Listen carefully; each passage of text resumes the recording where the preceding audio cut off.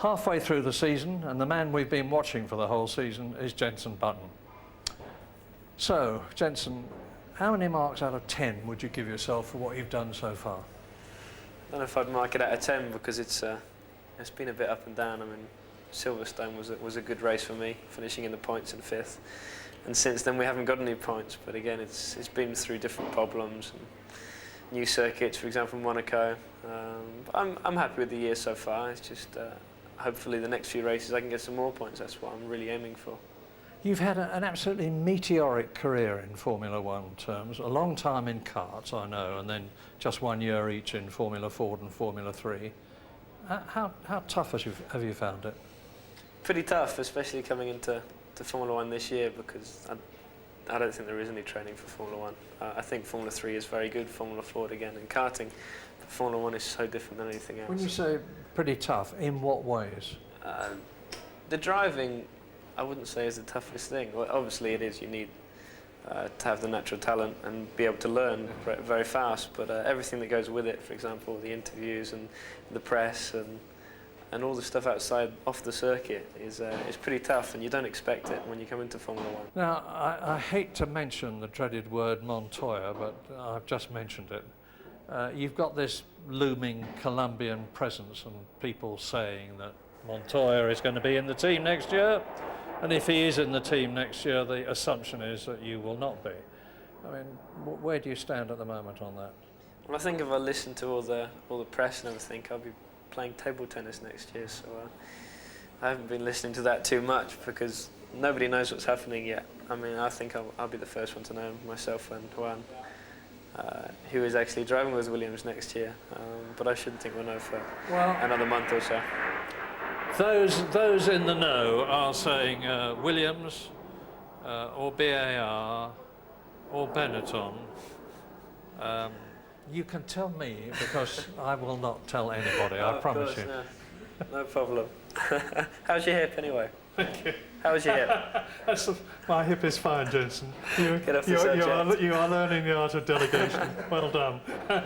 This weekend, the Austrian driver Alexander Wurz will be using a redesigned Supertech engine for his home Grand Prix.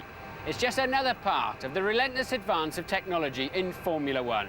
Here's Louise Goodman. 0 to 100 in 3.1 seconds, 800 brake horsepower and a top speed of over 220 miles an hour. Impressive statistics, but what else does a driver demand from his engine? Most important thing is the drivability of the engine. So it's not important just to have simply the power, like in top revs, but you must be able to drive it from very low revs to high revs without any hesitations, without any hold. No, of course you need to finish races. If you don't see the checkered flag, you've done something wrong. So you need durability. The engine must be small, quite narrow, must be light. All this is very important for the car, because if you have a small engine, more compact, you can make a better aerodynamic. So it's all a chain which goes around the engine. One of these Formula One cars is a downforce in the order of about 2.5 tons. And G-loads in the corners up to 3.5, 4G. So they're very high additional loads going through the engine. Oil temperatures absolutely critical to the reliability of the engine, and water temperatures, many other measurements will be made. Here we have a sample of the oil we've taken from the car, which we then analyse using the X-ray fluorescence spectrometer. For instance, if we see increasing levels of aluminium, we know that we might be leading to a bearing failure, in which case we can communicate that to the team and we can avoid the failure happening out on the track. Drivers will be as demanding as the team. They'll want everything. Well, that's it for tonight from Austria, but there's plenty more to come on ITV. Join us on Saturday live at 11:30 for the qualifying, and on Sunday live at 12:15 for the race. It's going to be great. Ready? Hi, I'm Jenson Button. It's all like...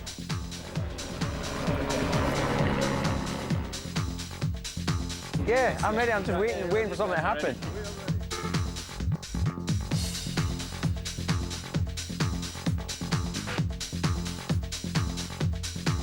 I think she should start again. Do I know about it?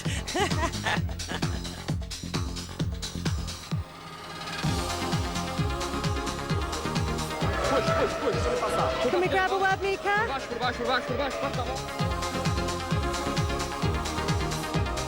Why do you always get the giggles when I'm talking to you?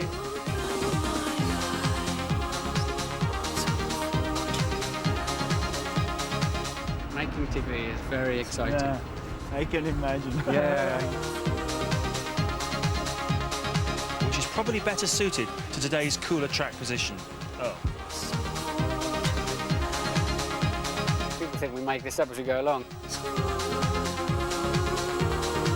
That's the same colour as my hair, isn't it? Respect, Max. Yes, we should do all this. This is like LEG. Have you ever interviewed me before? I interviewed you this afternoon after the qualifying session, I don't know why I had to say respect. it's some wind-up.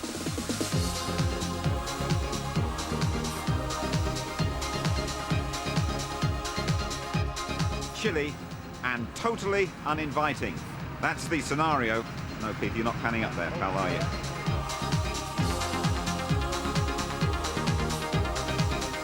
This could take forever.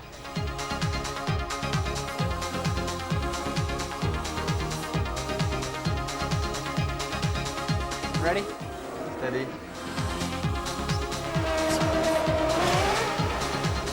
And it's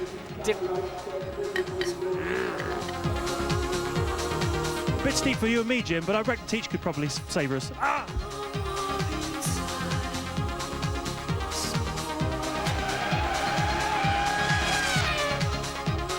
come back up the inside of you on the way out, and it's a... Hi, I'm Jensen Button. Start again. That was all right for me, chaps.